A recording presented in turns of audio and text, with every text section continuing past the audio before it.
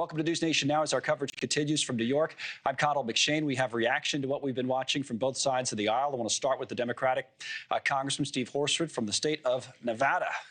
Patiently awaiting the president to wrap up there. We thank you for doing that. He's a member of the DOGE Caucus, which, we could talk about because if you think about it, Congressman, a lot of what we saw and what we've been seeing is a demonstration of executive power, so much executive power and action taken by this White House and early on without the involvement of Congress, even with what DOGE is putting forth. Before we get into that, what do you make of what you just heard, especially on the tariffs?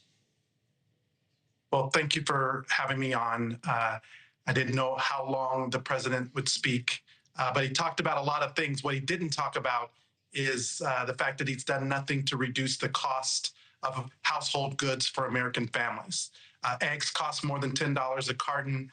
In my state, in Nevada, gas prices are going up. Corporate landlords are taking corporate greed and gouging renters and making housing more unaffordable.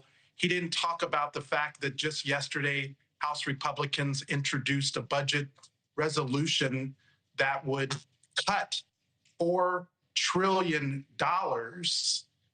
but then add another $4.5 trillion to the deficit.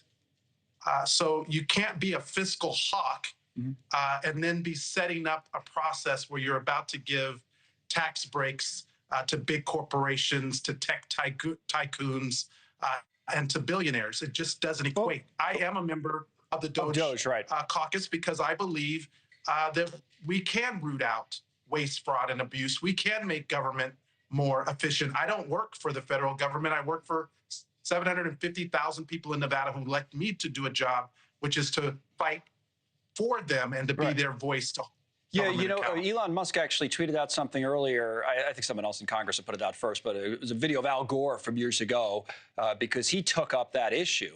And, they balanced the budget in the Clinton administration. And Musk was saying, hey, where are the Democrats on this? This is what they used to be like. What happened to them, essentially, on spending? Well, the thing is it matters how you go about spending. Right now, Elon Musk, who in my view is an unelected billionaire, the richest person in the world, who literally is involved in the largest data breach in U.S. history.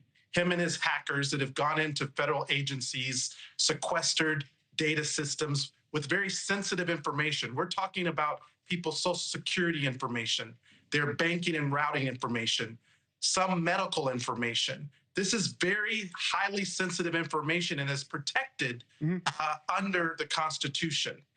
Unfortunately, President Trump is not honoring the Article 1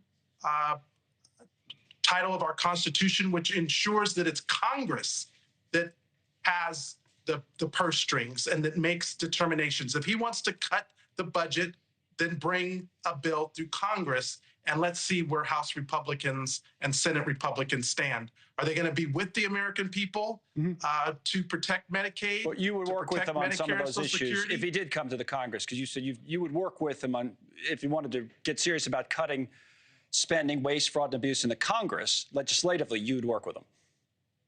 That is why, in earnest, I am a part of the caucus, is to do that. It's why I introduced my bill, the TIPS Act, to eliminate the tax on tips, because a tip is a gift, not a guarantee. Right, you were in favor Donald of that. Trump Saying you agree with him on that one. Right.